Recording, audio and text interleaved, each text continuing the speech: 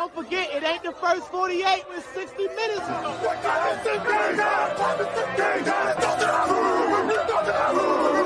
with the king, best not miss.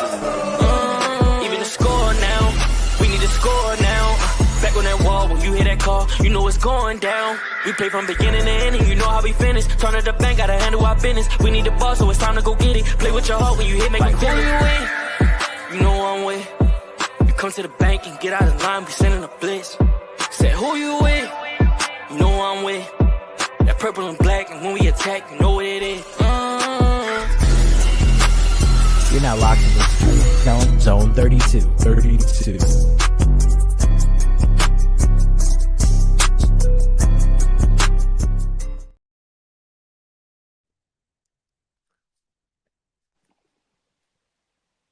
Yo, we're live. We back. Yeah. What's up, ladies and gentlemen? This is episode 143. And oh shit. I said we about to talk. My bad, y'all. I'm tripping right now. You know, I ain't used to this because, you know, Jake been on a little streak, but, you know, I had to take over. But anyway, we got my guy Will in here, Drew, and you got me, Trippy. I don't know where the rest of the crew at, but hey, I guess Jake got electrocuted on the job. He licked his fingers and stuck them in an outlet. God only knows where the fuck BT is.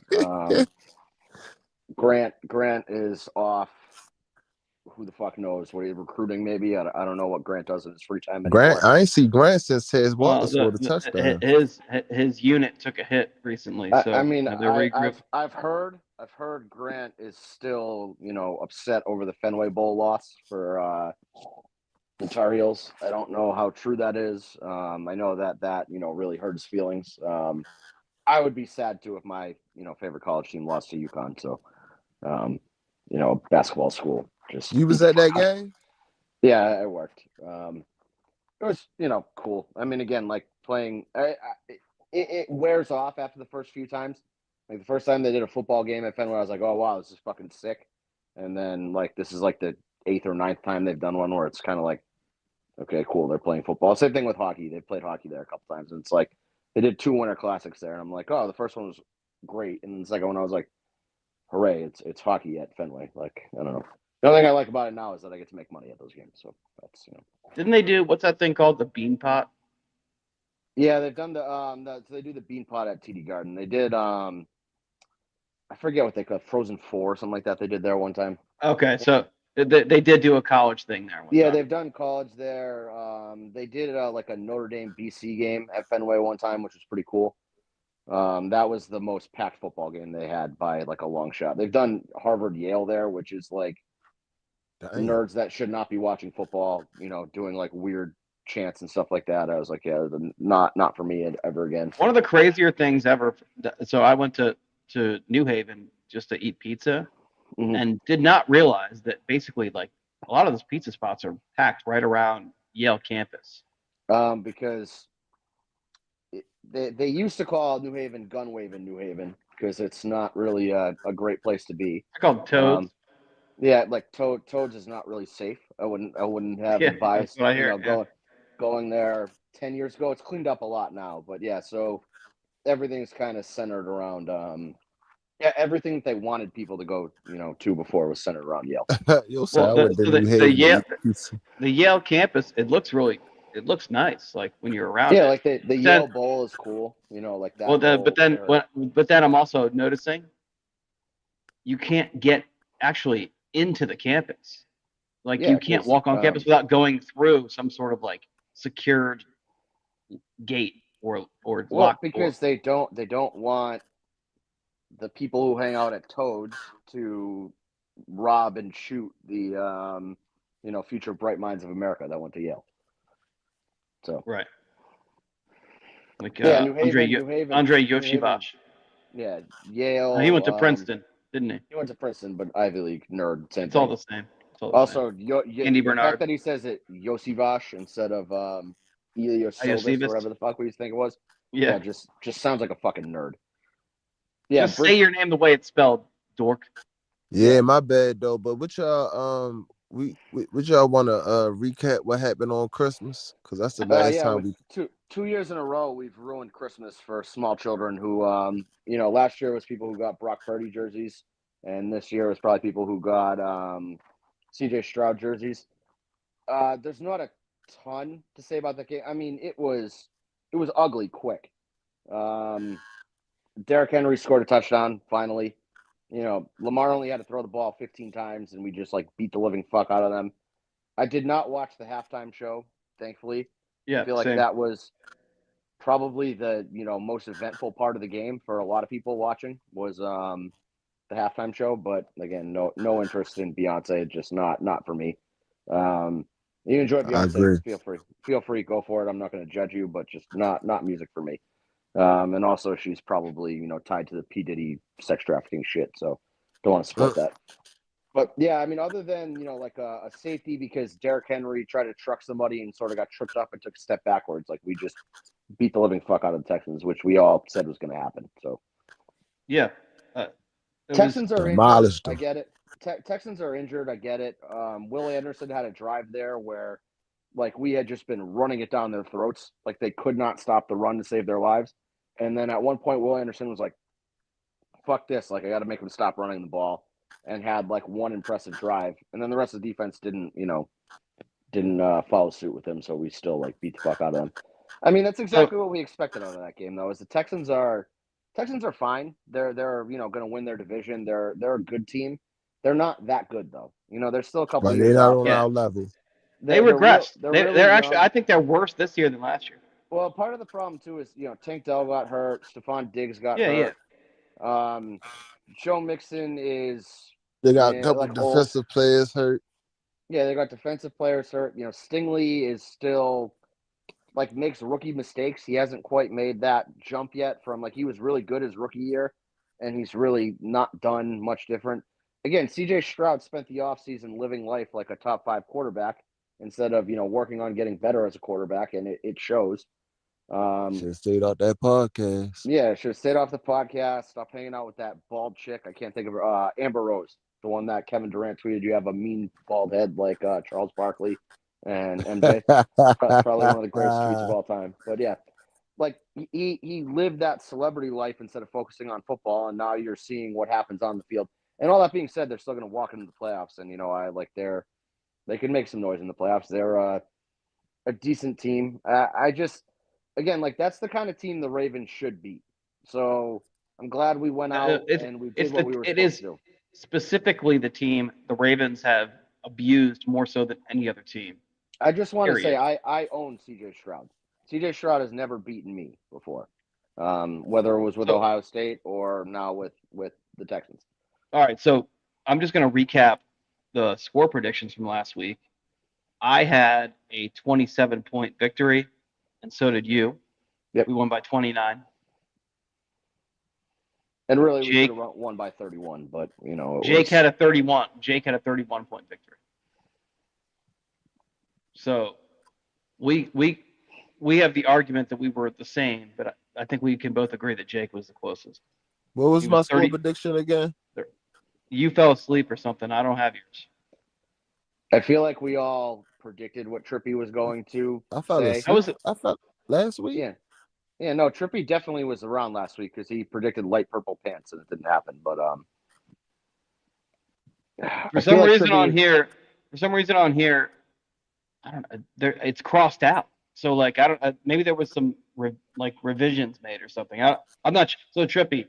I'm not sure. I remember this. My answer is I'm honestly not sure what your prediction was. He had them kicking 6 field goals because he had them scoring 18 points. I just don't remember what the offense was. Because I remember asking him 42, 18, some shit like that. That sounds right. I would have guessed that you're in the 40s somewhere. So you usually are in the 40s somewhere. So it's not oh no. As long as they won, I don't care. That's 24, right? That's a 24 point. Yeah, that sounds about right. We were all pretty close, except for BT. BT was a little bitch about it. 27 to 10.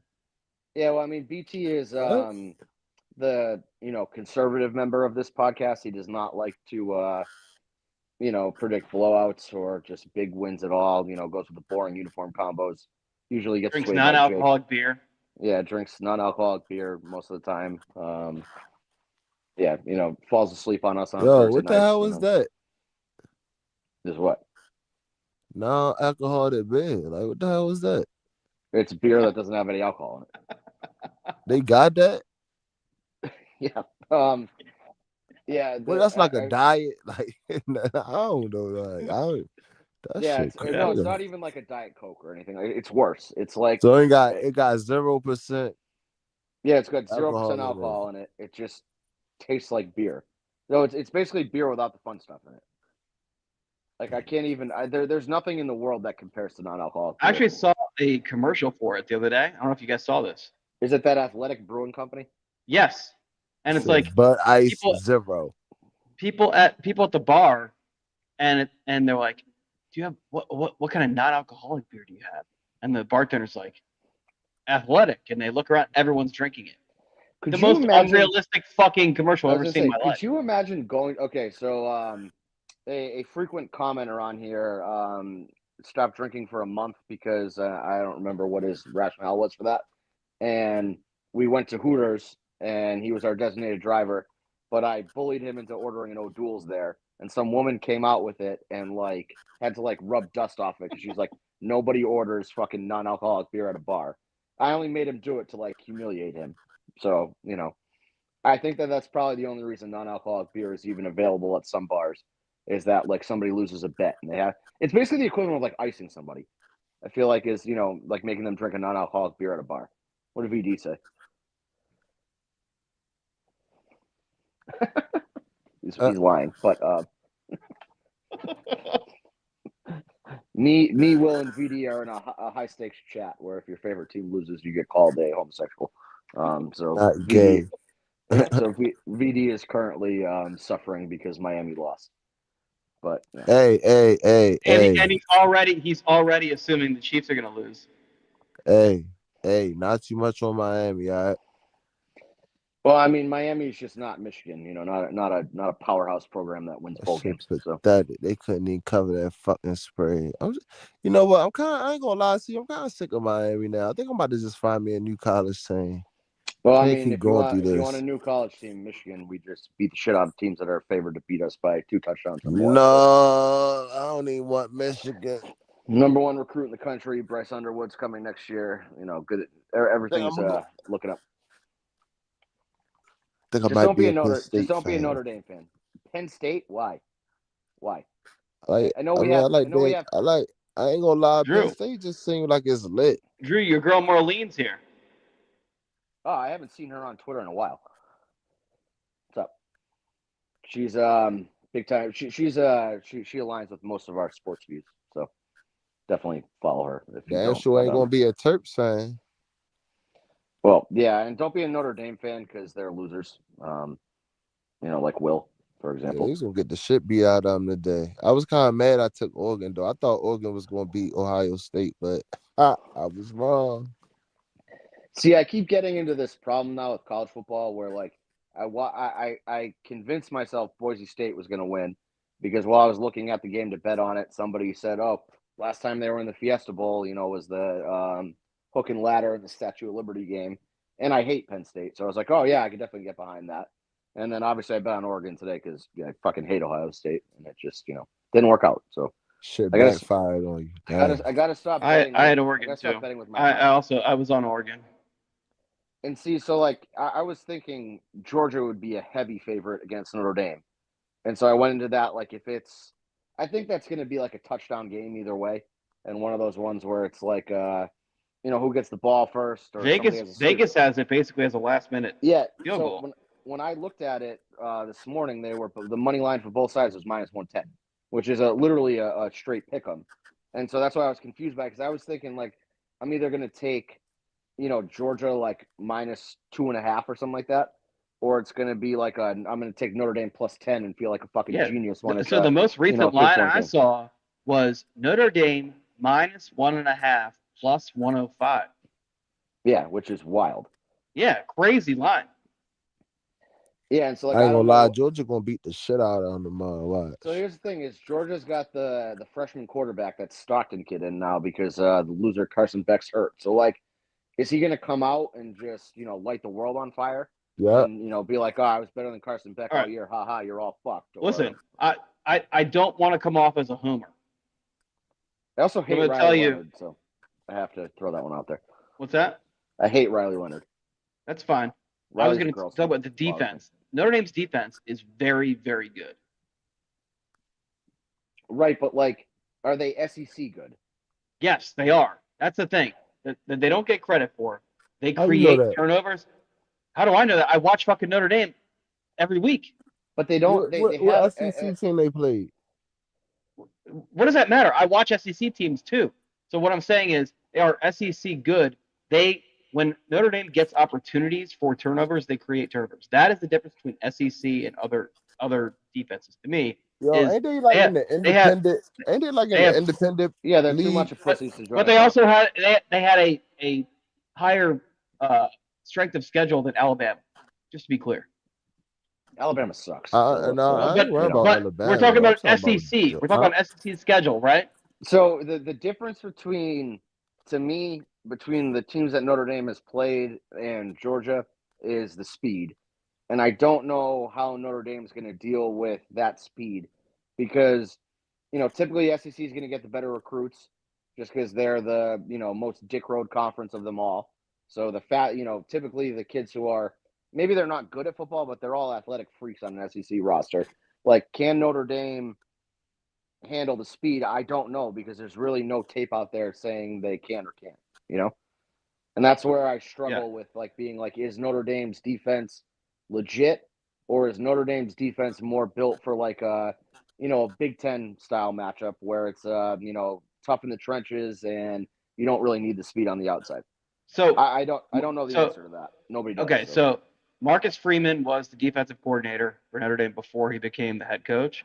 Mm-hmm. His emphasis is definitely on defense, and he understands that to compete when you get to the end of the season, you got to be able to play both styles. So here's what I'm trying to say. The defense, that's why I'm not even talking about the offense. The offense will handle itself. But defense, Notre Dame, what they can do on defense, they create turnovers the way SEC teams create turnovers with athletes in positions to create disruption in pass plays.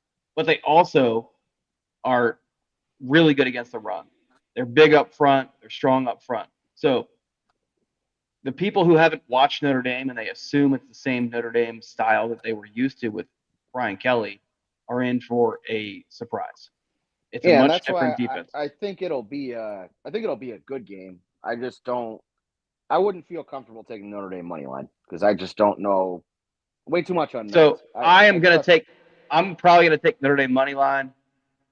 I have them right now though because I was able earlier in the day to get them at plus 1.5, basically at money line value. I took it because why would you not take points when you can get it?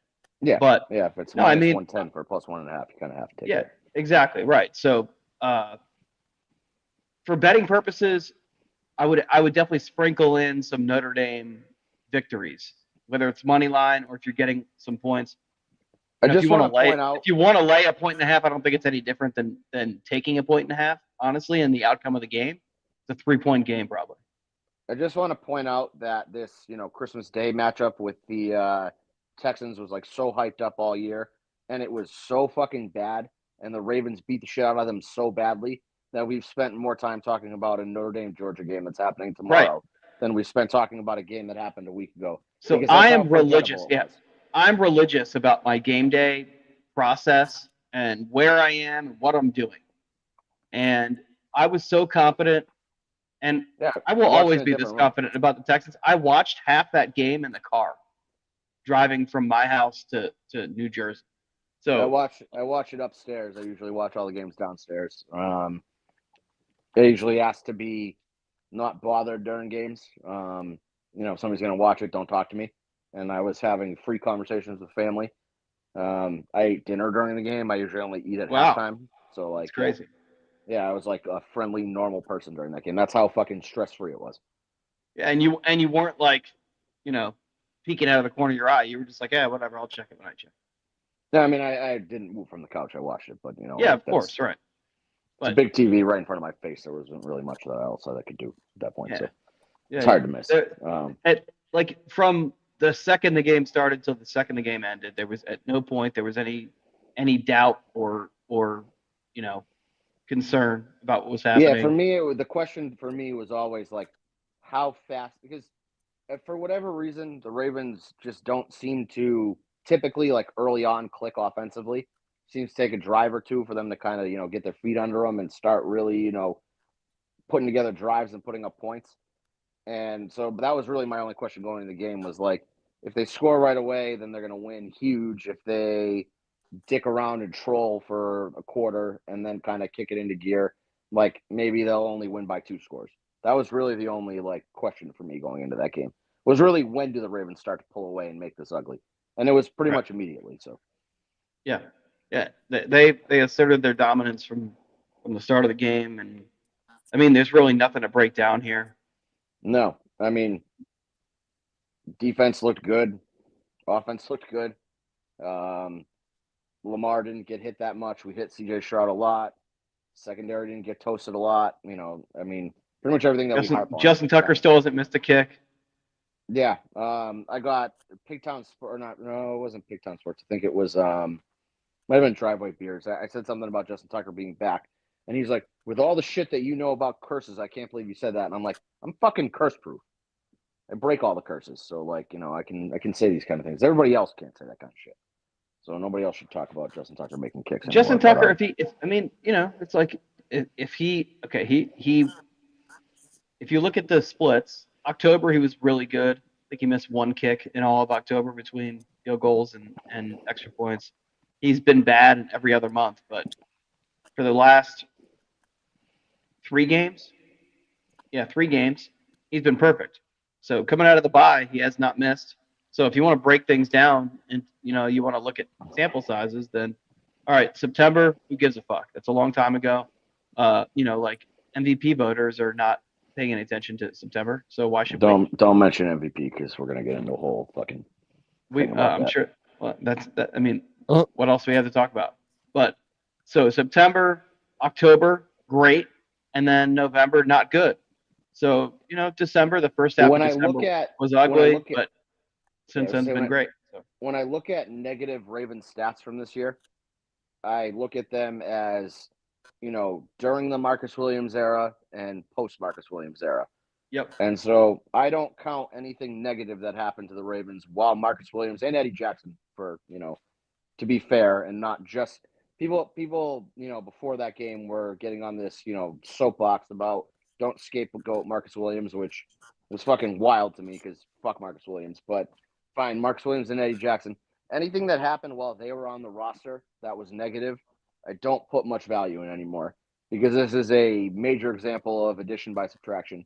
We got rid of one loser off the roster, and the second loser is just not allowed to play. I assume there's a money reason for that, or 100%.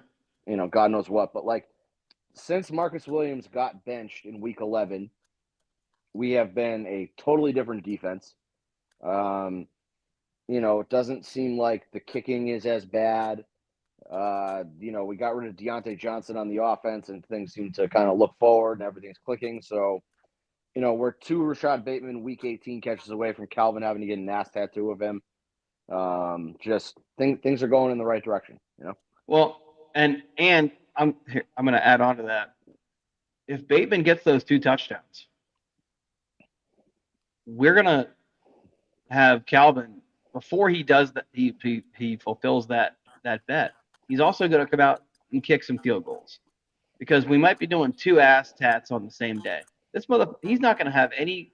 He's not going to have a single morsel of flesh left by the time we're done with him. In Calvin's defense here, I'm going to give him a little bit of an out. He did earlier before he ever committed to the Bateman thing and before he ever committed to the field goal thing. He did say he was going to dedicate one of his ass cheeks to Lamar Jackson if we won the Super Bowl and Lamar won the Super Bowl MVP. So I'm okay with him getting the Bateman tattoo on one, underneath one of his eyes. and then the Zone 32 tattoo on the other side of his face. All right. I'm okay. Yeah, I'm okay with him making that change. I'm going to be the bigger person and let him live up to the first bet that he made with Lamar. Lamar can have his ass. We want, advertising on his face, I guess, is where the, where that one goes. So nobody's going to see the Lamar Jackson tattoo, but I want him to have to walk around every day with the Zone 32 tattoo on his face. Yeah. Okay. All right. Some people have teardrops. Calvin's going to have a Zone 32 tattoo on his face. Logo right. One more thing for Bills fans to email his boss about. Yeah, so do we want to get into Bills fans? Because I stupidly got put into, I put myself in one of those arguments. It was my mistake. That Kale Buffalo dipshit is one of the dumbest fucking human beings I have ever seen exist on the internet. And he just spends all fucking day making these retarded arguments about why Josh Allen is the MVP. And then he gets his little dumbass cronies in his replies that are just like, oh, yeah, you're so great. You're right. Okay. If you look back at the last 7 MVPs, all of them were the number 1 seed in one of the conferences, and they played quarterback. Josh Allen is not the number 1 seed, okay? Josh Allen is the number 2 seed. So you can't preach this nonsense about fucking precedent and voters doing the right thing and whatever fucking dumb buzzwords you want to fucking use and say that Josh Allen is the MVP because he's not a number 1 seed. And Drew, let me just add, when you're talking about, okay, that is very valid. And my argument against Bills fans who want to talk about team record, when you talk about, okay, Lamar last year, his team record is what was the differentiator. Number one, I don't know that that's true, but even if it is, last year, the Ravens were the number 1 seed in the AFC. They won their division, where every single team in the division had a winning record. And they also beat, 10 playoff teams last year? Yeah. 8, 7, whatever the fuck the number was. Yeah. This year, the Bills, the AFC East, number 1, they're the 2 seed. So they haven't won anything of any value. One second. Is that me or is that something else fucking making weird noises in the background? That's you. That's clipping like that? Hold on, it's gone now. Yeah, I don't think it's me. I think it's trippy. I just muted it. I thought I was losing my damn mind. I'm like, what the fuck is happening? Everything's reverbing here. All right, no, yeah, it's trippy. So, okay, so the Bills are not the 1 seed, so just throw that out altogether, and then Trippy's gone. And then their division combined has 15 wins. Combined, they have 15 wins. Yeah. So, all right. So we have one team that has a chance at being a winning team. The other 2, no chance. So there's a big difference in team record if you really want to do apples to apples. Like, don't bring it up if you don't want to actually dig into why that's the case. You're playing shitty teams. Last year, the Ravens were playing. I'm gonna forget this whole. You're 100% right, but I'm gonna forget the whole cakewalk schedule for the Bills here. Okay, if your argument is that the voters need to stay consistent and the voters need to, follow precedent and all this shit, the reason why they're saying that is because the Bills are the 2 seed and the Ravens are the 3 seed. Okay.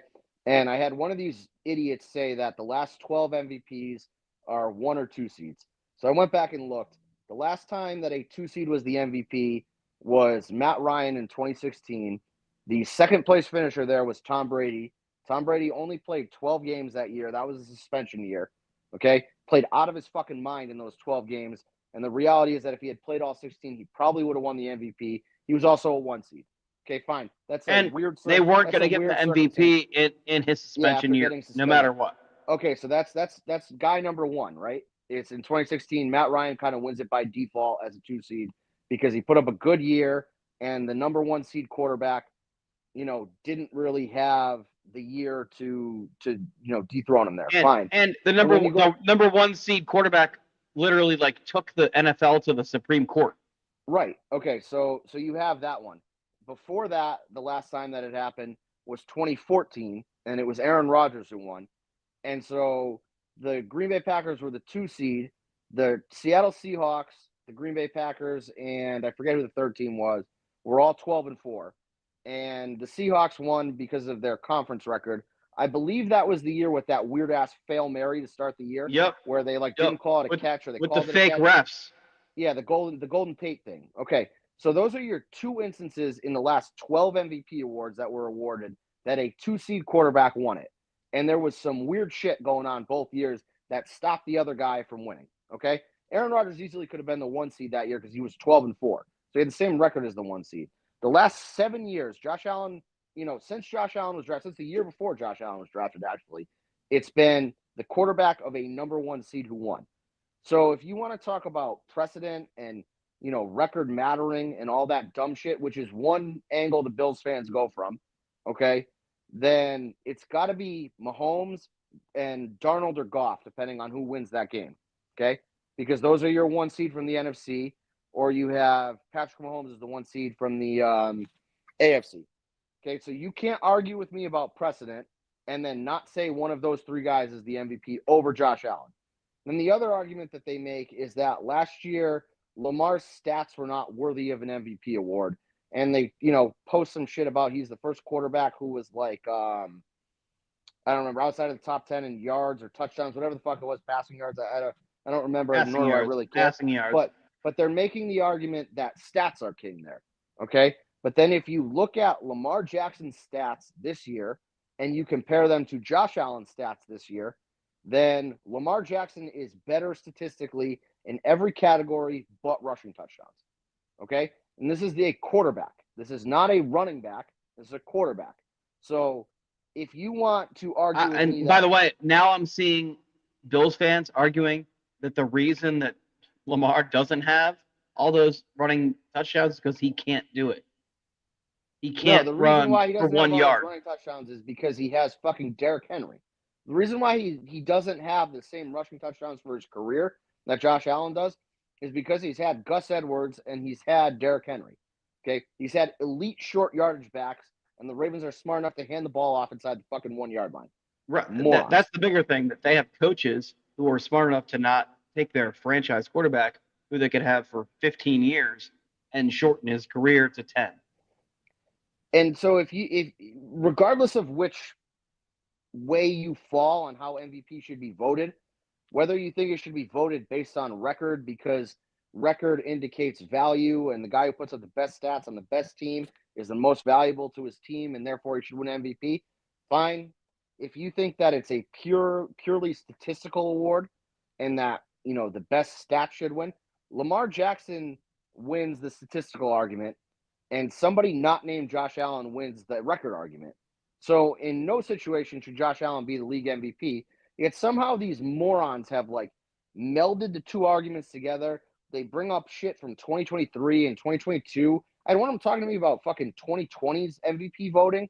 I'm like, who the fuck cares? It's 2024. You're talking about the 2024 MVP. You either need to have your criteria based on statistics, in which case Lamar and I would say probably Goff and Joe Burrow have a statistical leg above Josh Allen. I would have said Saquon if he played Week 18 too, because he probably would have broken Dickerson's record. Darnold definitely does. Darnold and Josh Allen are 15 yards total apart. I don't remember the exact number, but I'm talking through 16 weeks. I tweeted out a graphic of it, so you can look. One of them has 3,900 yards passing and 500 yards rushing, and one of them has 3,700 yards passing. I don't remember. They're close enough. They're both in that 4,200 total yard range, where I was it wasn't far enough apart for me to really have a strong opinion on either one. But regardless, Bills fans have got to pick a slant, and they either want to follow precedent, okay, and they want the voters to do the right thing and continue to follow how they voted the entire time Josh Allen's been in the league, which means Josh Allen is not your MVP, or they have to ask the voters to change their criteria and go by statistics only, in which case Josh Allen is not the MVP because he's not the most impressive statistically. So either way, you're fucked, Bills fans. The only thing you fucking cared about on Twitter for the last month is that your guy Josh Allen's going to win MVP, and he's just fucking not. He is not the league MVP. this is going to be a charity participation trophy MVP if you win it. I had one of them tell me that, Josh Allen deserves it and that he can't play in the same era as Mahomes and Lamar and not get an MVP. Josh Allen is your Phillip Rivers and Drew Brees of this generation. He's the fucking loser who's never going to win anything, never going to win a big game, and never going to win an MVP. And you guys are all going to hype him up like he's the greatest fucking thing in the world. All right, and so go fuck yourselves. So just to be clear, Darnold total yardage 43.55. Mm-hmm. Allen total yardage 37.31 passing, 5.31. So that's five. It's like it's within 100 yards. Yeah, it was very close, and I think Goff blows him out of the water total yardage wise, like 200-300 yards more than Josh Allen, because I think Goff has more passing yards than Lamar. That's the biggest thing. So Allen has a good year, no doubt.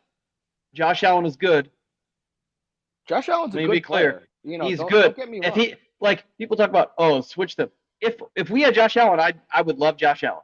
He's awesome. He's great. Okay, but Lamar Jackson's performance has been better than his this year. And the difference between the 2 seed and the 3 seed is the fact that you play in the worst division in football. That's it. A cupcake conference. That's it. And so the other is they talk about, if you take Josh Allen off the Bills, they're a 3-win team. And they were claiming last week that if you took Lamar off the Ravens, they're a 10-win team. And I'm just like, what fucking games are you guys watching, man? The Ravens have been 4-10 since 2021 without Lamar starting. I believe 2 of those wins were Week 18 wins against the Steelers when it didn't fucking matter.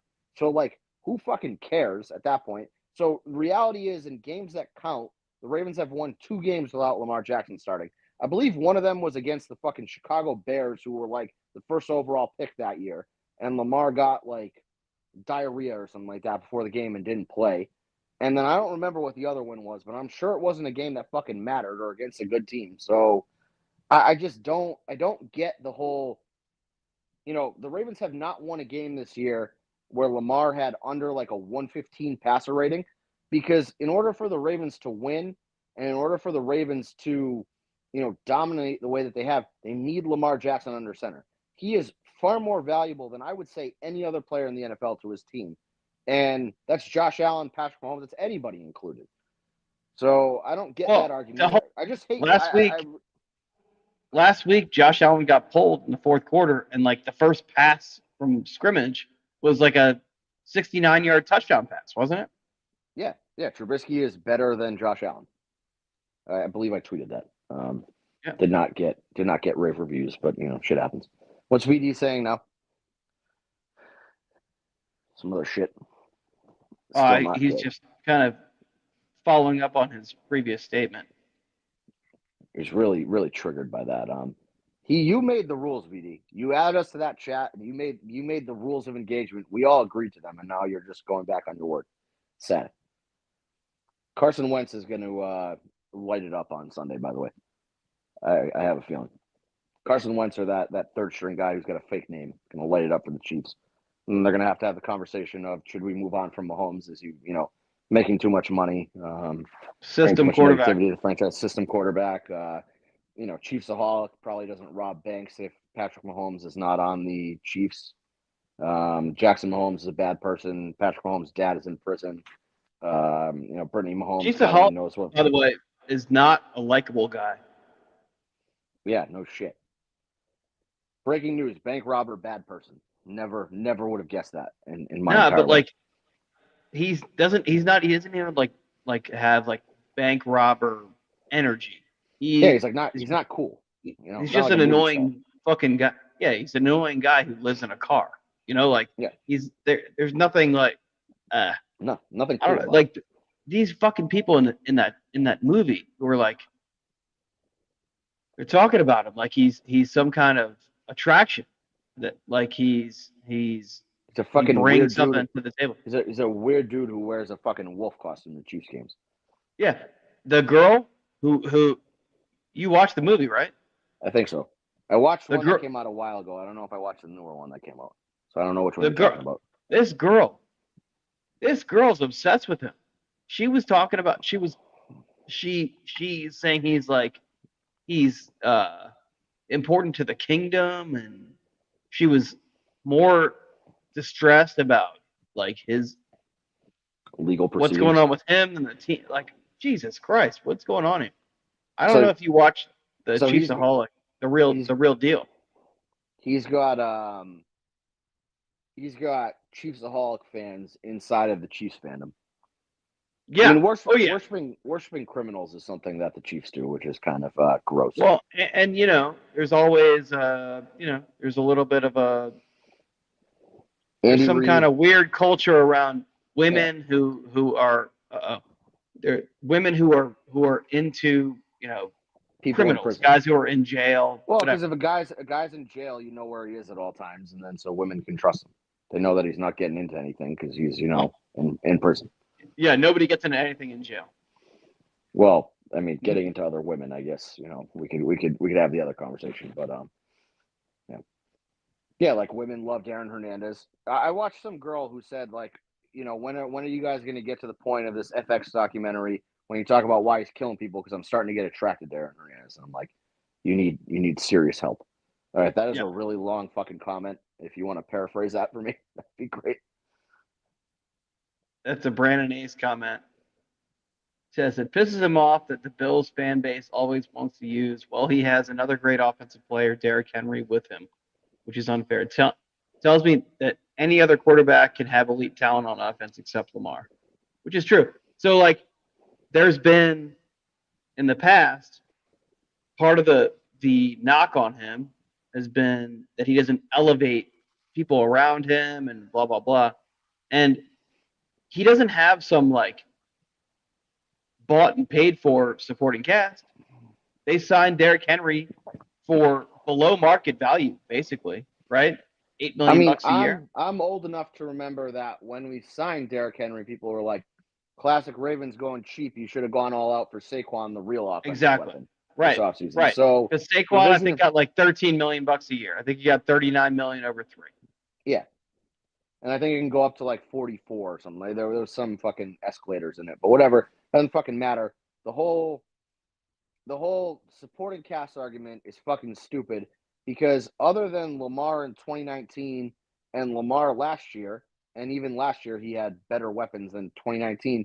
If you look back, I mean, Brady had Moss, Aaron Rodgers had Devontae Adams, Mahomes had Tyreek Hill and Kelsey. Like every fucking quarterback who wins MVP has somebody good they throw the ball to. I mean, look at Kurt Warner won 2 MVPs, and he had Marshall Faulk putting up fucking wild numbers. He also had Isaac Bruce and Torrey Holt throw the fucking ball to. Right. So, like, the supporting cast argument is fucking stupid because you can't put up great numbers, like otherworldly numbers, if you're throwing it to me. If I'm Lamar Jackson's wide receiver 1, he's not going to put up good numbers. That's just not going to happen. Well, okay, but at the same time, we're talking about a guy who's won 2 MVP awards. He put up great numbers, but you have to look at the totality of his performance because the guy, he's multifaceted and whatever else. But on top of that, if you want to really analyze his passing numbers, they're going to be influenced by the talent that he's throwing to. So he's having to spread the ball around more. He's having to use lesser talent and elevate them to a higher level, which he's done, obviously, because he won MVP two times in years where he didn't have elite talent. But if you look at the biggest difference in his numbers this year, passing-wise, to previous years, is he's getting about another yard or 2 yards in yak on every catch that he was getting before. His air yards have been consistent basically his entire career. And so the difference now is that he's got a offensive coordinator who's not running 3 guys in the same area of the field, and he's getting people in space that he's throwing to. So okay, so I would add on to that with, and this is something that everyone who knows Joe Flacco knows this. His best year was with Jim Zorn as his quarterback's coach. So when they did not extend him, bring him back, whatever. We're talking about 2014 with Kubiak? because that was Flacco's best statistical year. But So or are you just talking about the playoff run? So the playoff run. That year is the year that he had Jim Zorn. So Jim Zorn came in from being a head coach. So I think that we had, because we brought in Jim Caldwell late in that year. I think we had Caldwell on staff, and then we fired Kirk Cameron or whatever his name is. Cam Cameron. Yeah. Kirk Cameron. Jesus Christ. Right. So yeah, we had Christian during that playoff run, that Super Bowl run, we had 3 NFL head coaches, guys who within the basically within that calendar year had been head coaches on NFL teams, were on the staff, and they went on to win the Super Bowl. And Jim Zorn, being Flacco's quarterbacks coach, it was clear that was the year where where Joe Flacco took a huge step forward in terms of his development, and it all came together during that playoff run. Now, this year, we got Lamar with T. Martin, who's been part of the staff, but who stepped into a role where he's more integrated directly with the quarterback. And Lamar looks like a different player this year to me. Just he makes better decisions. He processes faster. He processes better. He's more confident. It's really all it boils down to. He knows when he throws the ball, somebody's going to catch it. And I don't think he had that confidence in his guys. That's efficiency. That's efficiency. And that's coached. Yeah. That's coached. Because we know Lamar Jackson can be a guy who makes plays, who puts up numbers. There's no doubt about that. He's proven that over and over again. This year, he's being efficient with the time he has the ball in his hands. So can you see how many people are watching us live right now? Yeah. How many? I have a take, but I want it to be in the trust tree. So I don't want it to be. We have 186 people watching us live. All right, it's a pretty big trust tree. So nobody repeat this online. Don't clip this. The reason why Lamar Jackson looks better this year is because Rashad Bateman is better. And we needed a guy all those years who was playing Rashad Bateman's role to be reliable and be able to catch the ball. And this is the first year that Rashad Bateman has been able to be reliable and catch the ball. And that has been the biggest difference in Lamar Jackson's game, is that in the past when he threw those balls to Rashad Bateman, they were not caught. They were either dropped or Bateman was running the wrong route or whatever the fuck was wrong with it. And they'd get dropped and they, wouldn't result in yards, obviously. And now Rashad Bateman makes those catches. So I guess credit to Lamar for continuing to go back to a guy who probably didn't prove to be worthy of your trust before, who has now proven to be somewhat worthy of your trust. So, but nobody repeat that. I do not want that to get back to Rashad Bateman. I do not want him to get a big fucking ego over this. But he has been the key difference in the offense, I would say. Well, so we said this from the start when EDC gave him that extension. It was basically like the expectation from a guy who gets that contract. He gave him a contract that was, it was in the ballpark of what Nelson Aguilar gets paid with incentives built in. So, he's getting paid like a wide receiver 3 on most teams because the wide receiver market is pretty expensive right now. So, whatever he does above and beyond that level of value, then great contract. He's playing like a bona fide wide receiver 2. He's been really good. He has exceeded every expectation I had for him.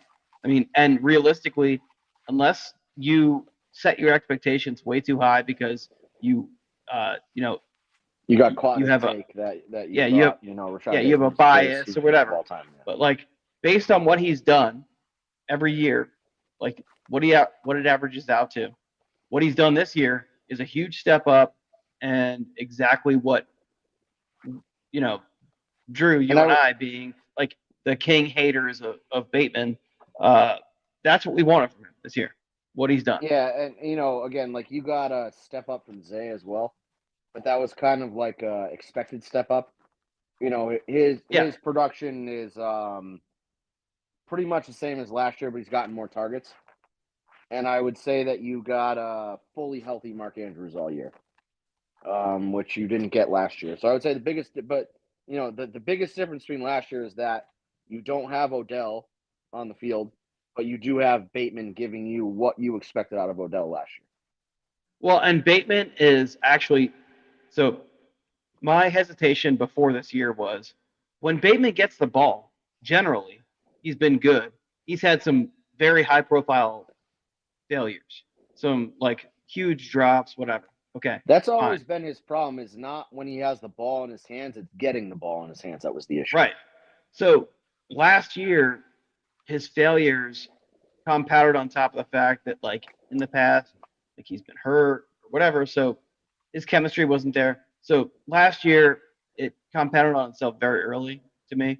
So yeah, he kind of got right. So he got bumped down on the priority list, and that's where Nelson Aguilar stepped up, did a good job with the opportunities he got, and so they all kind of fell into place. Yet Odell gained like 565 yards, and then everybody else was like 400 yards around there, something like that. 400 yards and 30-something catches, 30, 35 catches. So coming into this year, for Bateman, it was I can get more catches, but I have to earn the catches. Like, so that's why early on this year, it was like Bateman was looking at 4 targets in a game, something like that. But Bateman has truly grown into that wide receiver 2 role. I give him credit for it. He shut his fucking mouth and played football. Exactly. He is becoming the player that we thought he should be. And he's on an affordable contract, so it's like it's fair on both sides because he kind of robbed the organization for the first 3 years. Yeah. And then his agent's a moron and got us a deal, so kudos to that guy too. His manager. Yeah. His manager who allegedly wants to fight me.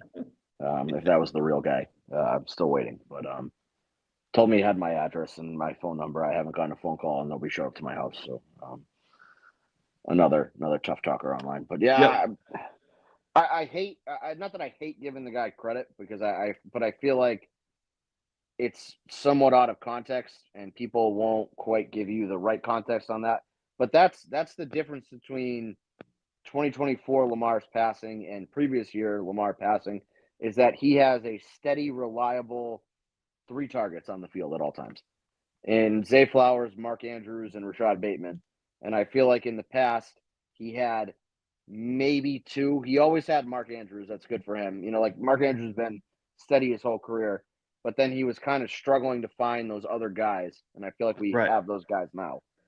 And so he knows, he still overthrows Zay all the time. He still hasn't really grasped that Zay's a midget, but he's getting there. You know what I mean? He knows when he gives Zay the ball quickly and gives it to him in space, Zay's going to make somebody miss and get a first down out of it. He now knows that when he Zay is Hollywood, Zay is what people thought Hollywood would be. Exactly. So Hollywood, if you want to talk in video game terms, Hollywood is like regular Mario, and Zay is Mario when he eats the mushroom or the flower. Zay, the flower. Perfect, right? Yeah, the closest thing that I can think of for Zay is like an Antonio Brown, Tyreek Hill kind of guy. Yeah. You're going to get him the ball, and if you put it in his catch radius, he's going to catch the ball, and he's going to make somebody miss. He's electric, right? And he's going to do some crazy shit. Exactly. And now you've gotten to the point with Bateman where if you're going to toss the ball 50 yards down the field, you can be somewhat confident he's going to catch it, and that's not something that existed before. No. Last year, we were having 20-minute conversations on the podcast about Bateman stop sending Bateman the ball in the air. He gives up on it. He doesn't fight. He doesn't try and fight for the ball. Whatever. Yeah. So and I much don't really know, much different player. Yeah, I don't know what changed with him. Maybe it's a motivation thing. Maybe it's he got new contacts. I don't know. Whatever the fuck it is, he now tracks deep balls much better. So. Thank God. It's about fucking time. Bullying. Since he tweeted that picture of you, he's been a much better wide receiver. So maybe just looking at that picture of you in his phone motivated him to be a good wide receiver. I don't know.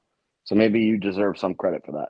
Granted, he tweeted at me, which was a wild move to begin with, but I don't know. Maybe he just has a dartboard of you in his basement. He thinks it's me the whole time. all the negative shit that I tweet about him, he's like attributing to you. So I'm gonna fucking own this guy, and then he fucked that up so badly that he's like, well, guess I gotta own him on the field, and he's done that. So good for him. Yeah. Whatever works, man. Yeah, We're here for you. Gotta just win football games. That's all I really fucking care about at this point. How much do we have to say about the Browns game? Because I'm not. It's gonna be a weird game because we need to win it to win the division. Yeah. But I also feel like the Browns don't particularly care. It's a home game. I feel like for, I don't know, petty, selfish reasons, like I want Lamar to throw for like 80 yards and run for 150 yards because then he gets the 4,000, 1,000 season, which is just a dumb statistical achievement that really doesn't matter in the grand scheme of things, but like would be cool to say that he's done. I don't think we have anybody really playing for incentives. I've been watching some of Derrick those. Henry needs a touchdown. So Derrick Henry needs one touchdown for that. But I don't think we have like any wide receivers who are playing for incentives this year. I don't think Mark Andrews has any incentives that he needs. I don't think we're going to see a the full starting offensive line out there. I think Ronnie's a little banged up, and I think Makari's a little banged up, if I remember correctly from the injury report. No, I feel like not banged up. Well, illness. So they have a cold. Oh, so keep Lamar away from them, I would say would be my first, order of business here. So maybe you see Ronnie for a little bit. Maybe you see Makari, maybe you see Voorhees out there. I don't know. I don't know what you're going to see up front there, especially if Myles Garrett doesn't play, because then at that point you're not really risking Lamar's health by putting somebody else out there. Myles Garrett's on the field. I think it's a whole different conversation that you want your best guys out there protecting Lamar.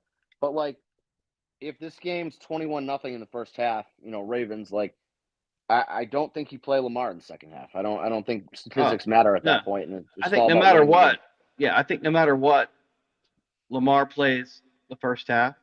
Lamar plays until the game's out of reach is what's going to happen. But does that mean that Lamar's just going to hand the ball off to Derrick Henry and Justice Hill and Rasheen Ali and Keaton Mitchell? And, they're going to protect him and he's not going to throw the ball a ton. I think how the game goes is what's going to dictate that. So, you might see Josh Johnson in the second quarter for all I know. If that game's out of reach in the first quarter, I don't think there's any reason to keep Lamar out there because you're only playing for the win. And so if you get a big lead, like, you don't need Lamar to throw the ball 1,000 times and risk it. My main thing is I'm saying that we probably won't see Lamar for a single snap in the second half. Yeah, I mean, unless it's like a 7-0 game and they really got to put it out of reach. It's all going to depend on the game. And then defensively speaking, have they said if it's DTR or Winston starting? Have they committed? Have the Browns committed to a quarterback? Winston, they're saying, is the emergency quarterback. DTR is probably going to split opportunities with Bailey Zappi. Yeah, and so like that has a game that can get out of hand real quickly in terms of turnovers and shit written all over it. So do you see Marlon and Wiggins on the outside the whole game, or is that you don't really see either one of them after the first quarter because you don't want them to get hurt and Bailey Zappi's already thrown 4 picks? Like, who knows? Anything's possible there. So is it a lot of Brandon Stevens and Bo Braid and however the fuck you say his first name, Kane, in secondary there?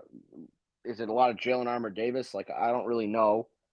I don't think we have any pass rushers that have incentives that they need because I think KVN already hit his with a double-digit sack.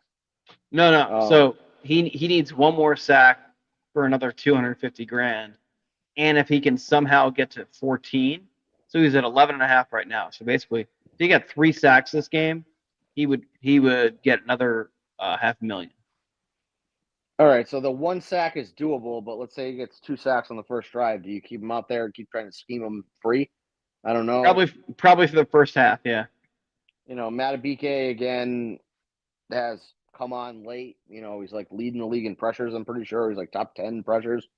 I don't know if he's got any. I think he's like 9 or 12. He's around there. and there's a bunch of guys tied along the way. So right, and so like, is this you know, a lot of Tavius Robinson and David Jabo, and you know, maybe you let Owe get his feet wet a little bit there and see what he does. Like, I really don't. yeah. By the way, Owe gets one more. He's over 10. Yeah, so like, I think that you see a full Ravens effort for a quarter. I just don't know what you see after that, and I think it's the game totally dictates that. Because I don't want to take the foot off the gas and lose that game and have the division in jeopardy. So like, again, winning is the key, but like, is this a 30-point blowout because we keep everybody in all game and run up the score, or is this you know, it was 21-0 at halftime and then we win 28-20 because, you know, the Browns make some noise against our third stringers. I don't know. Well, the other side of it is we play first. We're the first team to play all week, and I wish that the Steelers played first, but you got to win the game. You got to win. See, I like that we're in the position of like, we control our own destiny, win the game, don't worry about what anybody else does. Because I think when you get in this weird thing of like, we're going to go in resting people because we already know the outcome, you get the weird rust stuff and nobody really shows up to the field ready to play because they knew on Wednesday. You know, if Lamar knew today that he wasn't starting on Saturday, I feel like his whole week of preparation's off. And then by the time he gets to the playoffs, you're working on like a week and a half of rust at that point. You know what I mean? Whereas he's showing up on Saturday, starting that game, and he's going through his normal routine, and maybe he's not playing the full game, but he's still mentally, it was still mentally a game. He's still mentally checked in, and there's no rust in that situation to me. So I like the not having to rest guys, so that's why I like the playing first. But when it comes to like a score prediction, I have no fucking idea what that's going to be. You know, I think we win, but you know, it kind of matters when is Harbaugh pulling everybody out? You know what I mean? Or, you know, how many stupid plays do the Browns make on our second string that, you know, do we have like a pick six from Jalen Armour Davis on the books, something like that? I really don't know. So it's going to be tough to predict the score for me. But I do know our jersey combo is going to be purple-white. It's a hot take. I don't think anybody sees that one coming, but definitely has not been announced yet. But Will and I got some inside information. That's purple-white. Yeah. So yeah. take that one to the bank. Put all your money on that. Hot tip. Yep. Is Trippy alive? I see he's here, but I don't know. Do you have to unmute him? No, he should be able to unmute himself, I think. Because you muted him, I feel like. No, I didn't mute him. I thought you had to mute him because he was making weird noises. Trippy. All right. Trippy's going to guess that we're going to win 55-0. I feel like that's a Trippy score for Sunday. And he's going to have us wearing light purple pants instead of purple pants. What was your score? I didn't give one. I gave a cop-out answer if I don't know what the fucking scores. Ravens win. Put a gun to my head and make me guess. I'm going to say 28-10. Okay. And that's with the caveat that I don't think Lamar Jackson plays the full game. I really don't think he plays more than a half, but you know, it could go a lot of different ways there. Okay. My score is 27-17. Yeah, so you know, ballpark. Oh, I'm sorry, 27-13. Yeah, so same ballpark that I'm Yeah, same thing. Yeah. Yeah, you know, maybe we manufacture a couple 50-plus yard kicks for Tucker. You know, see if he's still got it. Maybe not. I don't know. This is like I don't know what, you know, for our weekly parlay. I don't know what I'm going to put in because I really don't know. I really don't know what's going to happen. I think this is a big Ricard touchdown week. So, you know, I think anybody who tails these picks, probably nobody, honestly. But, you know, we all have to do what we got to do every week to have a unique parlay. This week is especially challenging, and I can promise you, whatever we're giving out is like, that's the one we're going with too, because there's really nothing else to bet on. Yeah, like, I would think that,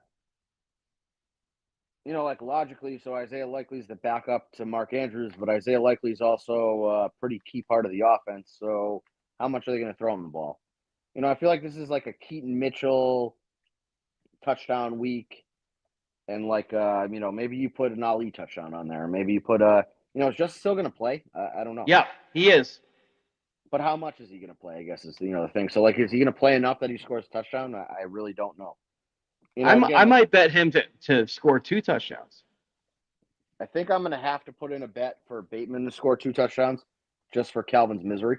Right. I don't think it's actually going to happen, but like again, just for him to get 10 touchdowns on the year, maybe he's gone to Harbaugh and been like, I really care about scoring 10 touchdowns for this kid. Calvin's got to get my name tattooed on his face. I don't know. And maybe Harbaugh gives into that. So it's going to be a weird week gambling wise, but I just don't know. I'm going to have to see what the odds look like on probably Saturday morning and then go from there. Yep. Yeah, like 6 a.m. Saturday, I'll take a look at the, what's available for us to bet on, and I guess I'll put something together from there. I think we've covered everything. I don't know of any other topics that Max told us to cover some fucking guy's thread, which we kind of did in the Josh Allen MVP thing. But like that fucking guy was against Lamar winning the MVP last year, so you can suck my dick. I don't care how correct he was this year. Like I remember you saying that Lamar shouldn't win the MVP last year. So stay on that fucking side of the debate, pal. Same thing with the fucking Orlovsky too. As a Connecticut native, and a guy who remembers, Dan Orlovsky was like the first decent player at UConn for football in a long time. Like nobody cared about UConn football at all. And so I now remember, I remember people talking about UConn football because him and like Terry Cawley were there. Go fuck yourself, Dan Orlovsky. You declared the race over way too long ago. You now apparently are a paid contributor to the Bills website. So that's probably why you were pushing that bullshit narrative about Allen having the MVP locked up. And now you want to talk about, maybe it's not over and Lamar's great. Like, stick to tweeting dumb shit about how often you wash your towels and shit like that, Dan. Maybe focus on not stepping out of the back of the fucking end zone. And who's the fucking backup quarterback that always runs his mouth on Twitter too? Fucking fat guy who got taken like 5th overall from Missouri, and I can't remember his fucking name. He's got Chase 2 first Daniel. names. Chase Daniel, yeah. Suck a dick. Shut the fuck up. Nobody cares about your fucking opinion. Okay? Like, the reality is that if I declared for the NFL draft today, I could stand on the sideline and hold a clipboard just as good as you could. You fucking retard. Stop with your dumb shit. You're not important just because you played in the NFL. He's one of those guys. Oh, I played the game, so I know what's going on. Like him and another Chiefs lineman who always says dumb shit online. Like Mitchell Schwartz. Like, we get it. You played in the NFL. Congratulations, but like, you're an idiot. So just stop. Just stop with the dumb shit. Don't talk anymore. Emmanuel Acho, who I know you've had beef with in the past, has actually been, of that group who kind of have the hot takes and kind of say dumb shit to get clicks.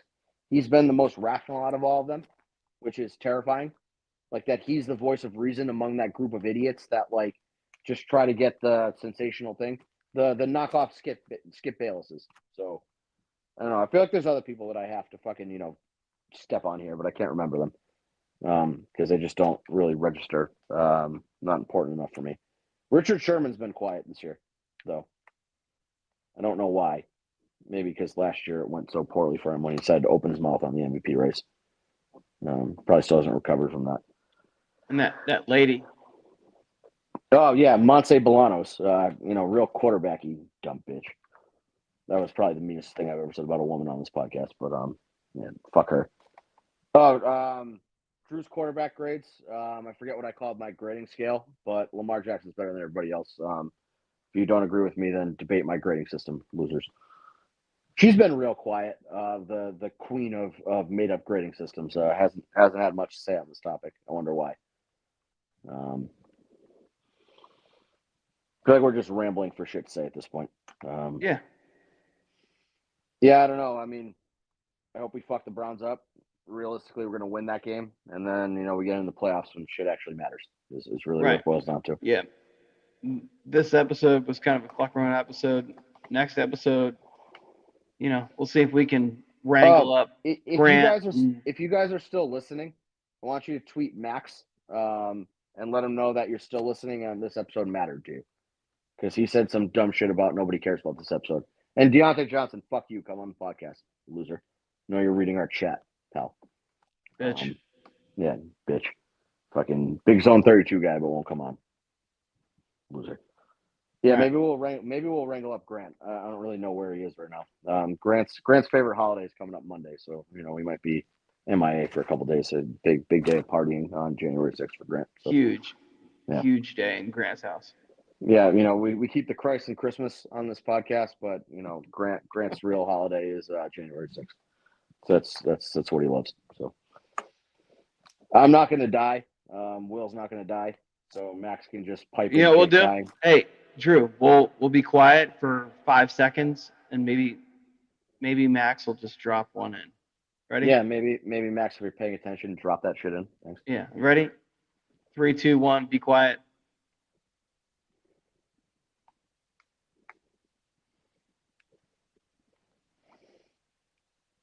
And then pipe in a Grant. See ya.